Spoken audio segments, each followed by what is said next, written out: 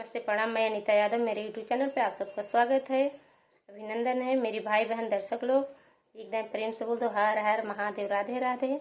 जैसा लगेगा एक ये विवाह गीत है, बहुत दर्दनाक, फुल आवाज़ करके सुनो। अगर अच्छा लगे कमेंट बॉक्स में ज़रूर बताना।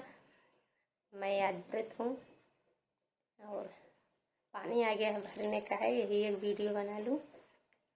नीर चुआई बाबा नीर चुआई हो, नीर चुआई आधी रात जी, नीर चुआई बाबा नीर चुआई, नीर चुआई आधी रात जी।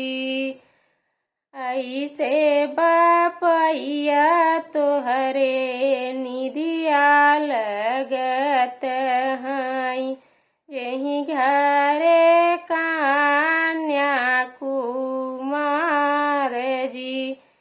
कैसे बापैया तोहरे निदिया लगत बा, जिही घरे कन्या कुमार जी।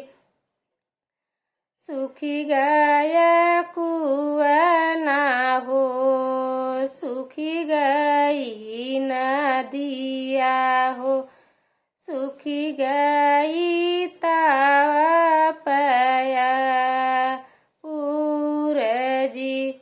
सुखी गई कुआं ना हो, सुखी गई नदिया, सुखी गई पुराना पूर्ण जी।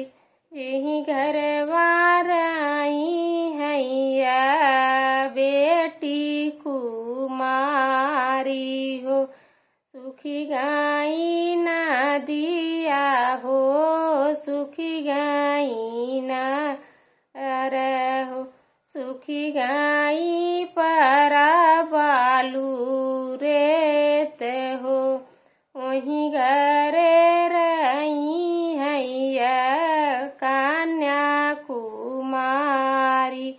नहीं बटैयारी सन नीर जी, वहीं घरे रही हैया कन्या कुमारी।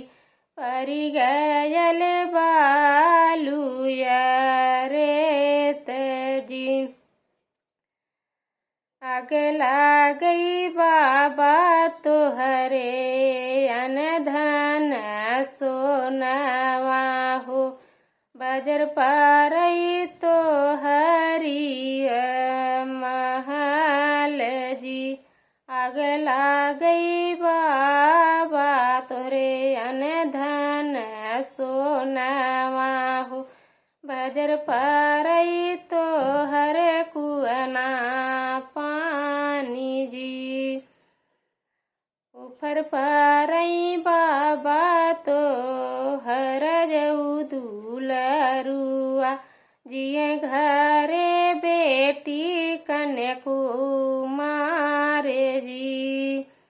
आग लागई बाबा तो हरे सबरी कामैया हो, जिही घरे रही बेटी कुमार जी। पुतवा के देव तू अपनी राजपोतिया हो, बेटी के रखब तुम जूर जी। बेटवा के देव बाबा अपनी ही राजिया हो, बेटी घरे रखब तू कुमार जी। मर जाई बाबा तोहरे बाबा का रिश्ता हो, जर जाई नैहर का नाता। खाई के माहुरवा मारी जा जबै मोरे बाबा, नहीं रहबै हम घर नौकर जी। खाई के महुरवा मारी जबै मोरे बाबा हो, नहीं घरे रहबै हम कुमार जी। तोहू न कदर जाना भैया न आदर करी है, भाभी बनई है नौकरानी। के कर बतिया सहबै के विपतिया रोबै, के बतौबै दिल का हाल जी। आग लगई बाबा तोहरे राज महालिया हो, ऊपर परई ऐसन रिश्तेदार जी। कही के जन्मा दे के भैलया पर धिया हो, बेटी राख जियतै कुमार जी। भाई बहन अच्छा लगता है। बेटी बाप से क्या बोली कि यार तू थोड़े में करता, छोटा ही घर करता, कुछ रहता है, कैसन है कि बेटवा पतोहू के बात सुनवात है, तू बेटिया का अपने कहीं नहीं करता। आज से कलयुग